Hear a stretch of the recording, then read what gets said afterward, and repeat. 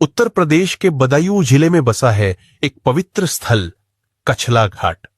गंगा किनारे बसा यह स्थान सिर्फ एक गांव नहीं, बल्कि आस्था, इतिहास और आध्यात्म का संगम है। कहा जाता है कि यहां की मिट्टी में वो जादू है जो आत्मा को शांति और मन को विश्वास से भर देता है। कछला घाट की कहानी जुड़ी है राजा भगीरथ से। पुराणों के अनुसार जब धरती पर पाप और कष्ट बढ़े, तब भगीरथ ने मां गंगा को स्वर्ग से पृथ्वी पर लाने के लिए कठोर तपस्या की।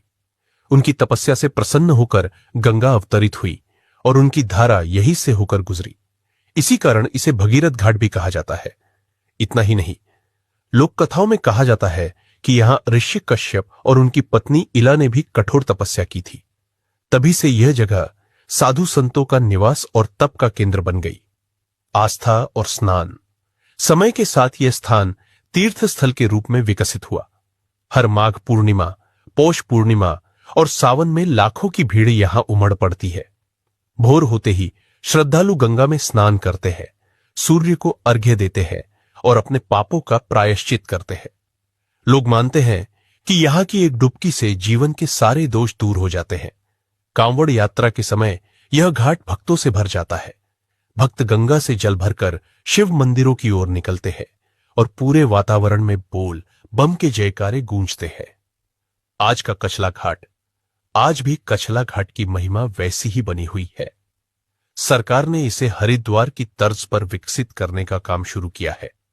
यहां पक्के घाट, चेंजिंग रूम, सुरक्षा और व्यवस्थाओं का निर्माण किया जा रहा है।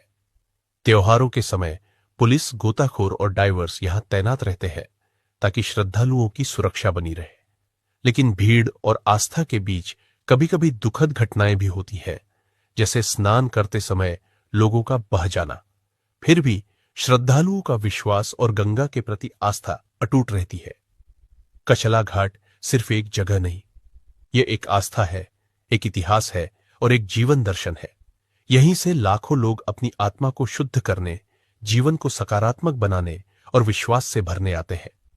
गंगा की लहरें आज भी वही संदेश देती है, जो यहां स्नान करता है उसका जीवन पवित्र हो जाता है।